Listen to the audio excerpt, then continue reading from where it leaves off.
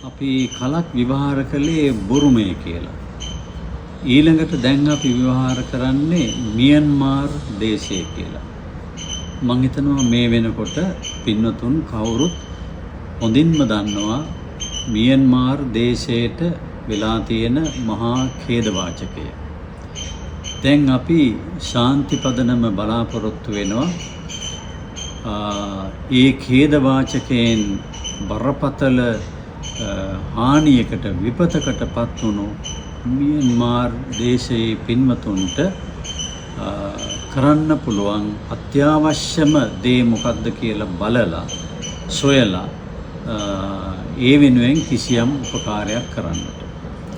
ඒ කියන්නේ මූල්‍යමය දායකත්වයක් ලබාගෙන ඒ මුදල් යොදවලා අවශ්‍ය දෙයක් කරලා දෙන්න පුළුවන්කම තියෙනවා තානාපති සේවාවන් හරහා. ඉතින් මේ වෙලාවේදී අපි පොඩ්ඩක් තේරුම් ගන්න එක හොඳයි.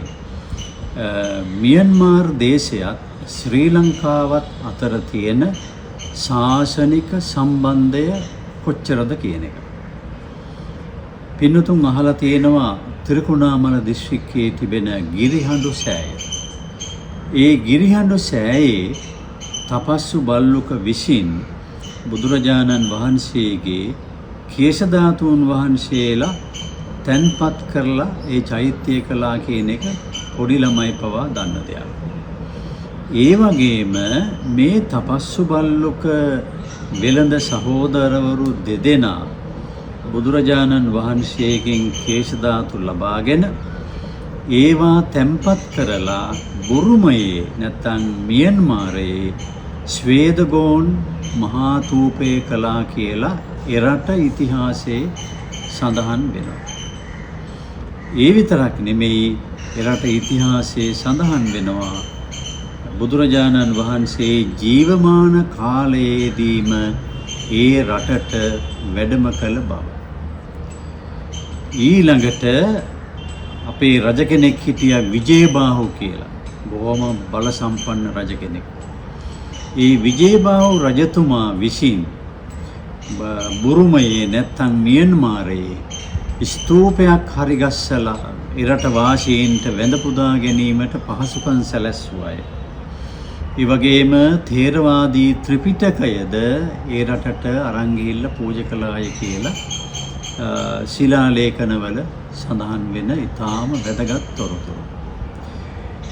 ඊළඟට අපිට වැදගත් වෙනවා පින්නතුන් කවුරුත් දන්නවා අවුරුදු 450ක් වගේ දීර්ඝ කාලයක් පෘතුගීසි ලන්දේසි ඉංග්‍රීසීන් මේ රට ආක්‍රමණය කිරීම නිසා සම්බුද්ධ ශාසනය සම්පූර්ණයෙන්ම බංකොලොත් භාවයට පත් වුණා.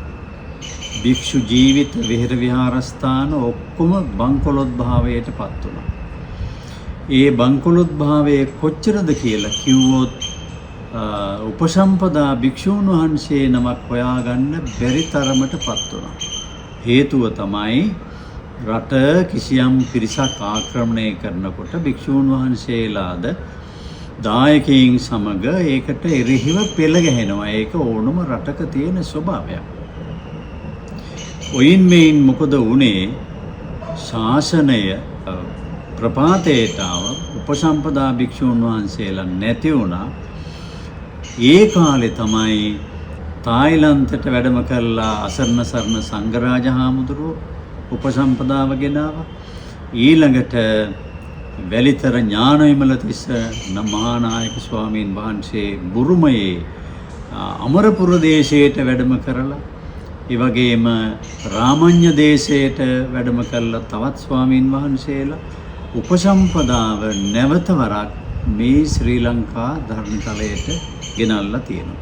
ඒ ඓතිහාසික මහා ශාසනික සම්බන්ධයේ තියෙන රටක් තමයි මියන්මාරය කියලා කියන්නේ. විශේෂයෙන්ම අමරපුර මහා සංඝ සභාවටත් ඒ වගේම රාමඤ්ඤ නිකායටත් මේ කාරණය අතිශයින්ම වැදගත් වෙන කාරණා. ඉතින් ඒ වගේ ශාසනික සම්බන්ධයක් තියෙන නිසා ශාන්ති පදනම කල්පනා කළා අපේ කෘත්‍යාධිකාරී මණ්ඩලය අපේ පින්වතුන්ගෙන් මූල්‍යමය ආධාර එකතු කරලා ඒ ආධාරවලට සරිලන පරිදි කිසියම් ද්‍රව්‍යාත්මක දෙයක් ඔවුන්ට අවශ්‍යම කරන දෙයක් අපි හිතමු ටකරන් කියලා. අන්න ඒ වගේ අවශ්‍යම දෙයක්. එහෙම නැත්නම් අපි හිතමු తాවකාලික කූඩාරම් කියලා. අන්න ඒ වගේ අවශ්‍යම දෙයක් බලලා ඒ අයට පරිත්‍යාග කිරීමේ කටයුත්තට දැන් අපේ අවධානය යොමු වෙලා තියෙනවා. ඒ නිසා අපේ පින්වත් පිරිස මේ ගැන සංවේදීව කල්පනා කරලා පුළුවන් තරම් ඉක්මනින් ශාන්ති පදනමේ පහත දැක්වෙන ගිණුම් අංකවලට ආමන්ත්‍රණය කරලා ගිණුම් අංකවලට තමන් කැමති මුදලක් පරිත්‍යාග කරලා ඒ බව දුරකථන මාර්ගයෙන් අපිට දන්වන්න කියලා අපි හැම දෙනාගෙම ඉතා කාරුණිකව ඉල්ලා සිටිනවා. තෙරුවන් සරණයි.